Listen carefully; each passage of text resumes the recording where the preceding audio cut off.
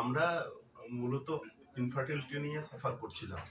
Kolkata base একটা হিমাটোলজিস্ট doctor তুফানকান্তি দুলাই উনি আমাকে রেফার করেন নোভাতে ডক্টর ঐন্দ্রী সেননা ওনার কাছে দেখাতে বলেন।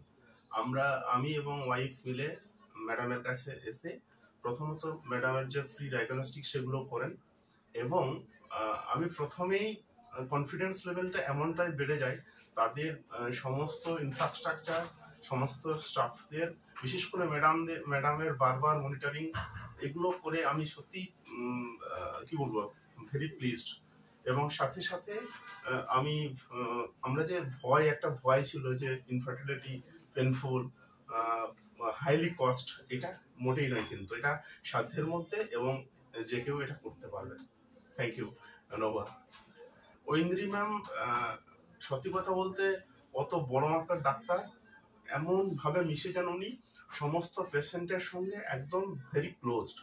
এবং উনি একটা পেশেন্টের যখন উনি ডায়াগনস্টিক করেন তখন কিন্তু বারবার একটা জায়গায় ঢুকে যাওয়া, মানে কোনো পেশেন্টের কোনো প্রবলেম হচ্ছে কিনা, এবং ওভারঅল উনি ওভার মোবাইলেও উনি কিন্তু রিভিউ নেন বা পেশেন্টের কেমন আছেন বা রিপোর্ট, এগুলো মোবাইলেও সম্ভব। উনি এটা স্পেশালি করে থাকেন যাদের দূরের পেশেন্টের জন্য। তো আমরা বীরভূম থেকে এসেছি, আমার কোনোদিনই এখানে হেল্পলেস বা ইনসিকিউর ফিল করিনি। দ্যাট ইজ আমার আই এম ভেরি ফরচুনেট।